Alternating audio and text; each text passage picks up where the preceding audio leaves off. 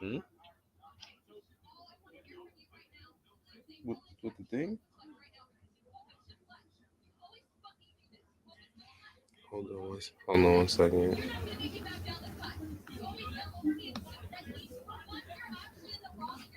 Alice Bruno was confirmed as a judge of the Connecticut's Superior Court in February of 2016. So she was confirmed, right? Alice Bruno was confirmed as a judge in February 2016, but after serving for 3.5 years, she stopped showing up at work and last took the bench in November of 2019, according to court documents. Since that time, Judge Bruno continued to collect her full salary, but consistently refused to come into work, the court documents say.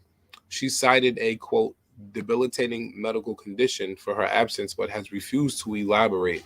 In various documents submitted to the court in her defense, Bruno said that her bosses were hostile towards her and her request for accommodations, and that their hostility exacerbated her already serious medical condition. Bruno's medical records remain sealed per an order by the court, but a newly appointed investigator will soon have access to those and other records. After 2 years passed with Bruno's absence from the bench, the Connecticut Supreme Court ordered Bruno to appear in person and answer why she should not be removed or suspended. The unprecedented proceedings aim to ascertain whether Bruno's conduct violated Connecticut's Code of Judicial Conduct. Even in responding to the Supreme Court's orders, however, Bruno tried her best to stay away from the courthouse. On April 4th, 2022, the day before a hearing was scheduled in the matter, Bruno's attorney filed a motion to excuse Bruno's personal appearance. Through counsel, Bruno argued that she, once again, required emergency medical treatment arising from the circumstances surrounding her request for accommodation that has been ongoing for nearly 2 years.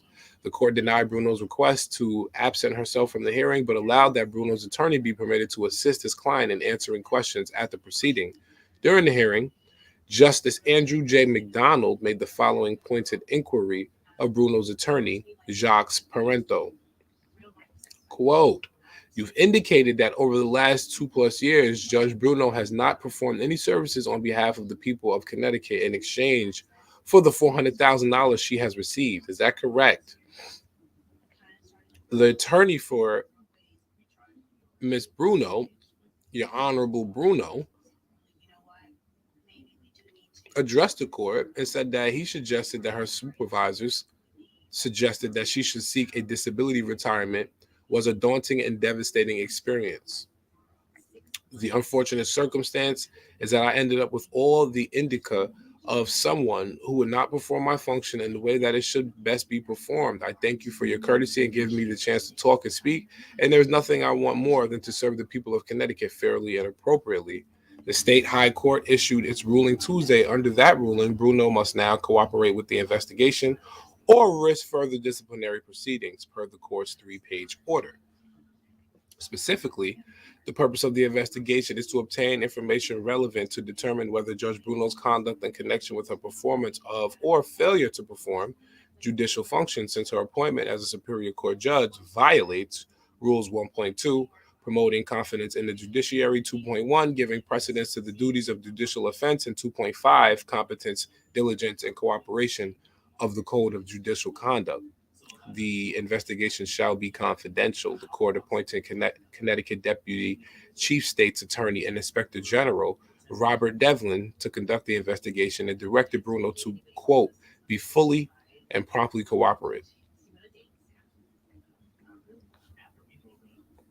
Counsel for Judge Bruno did not immediately respond to Law and Crime's request for comment. Damn.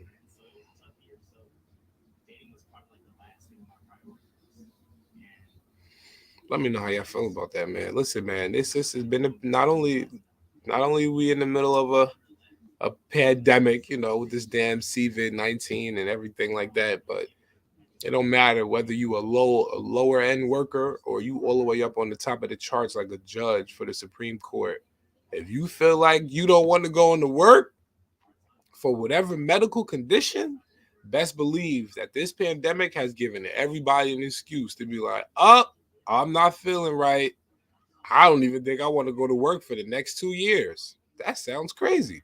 The judge said, I don't feel good. I don't want to come to work. And she skipped out on work for 2 years and received $400,000 for each year she was out of work. It's crazy. Let me know how y'all feel about that. Love, life, and loyalty is the motto. Stay safe, stay real, stay true. You rock with me, I rock with you. It's 6K. And if not, get it out the way.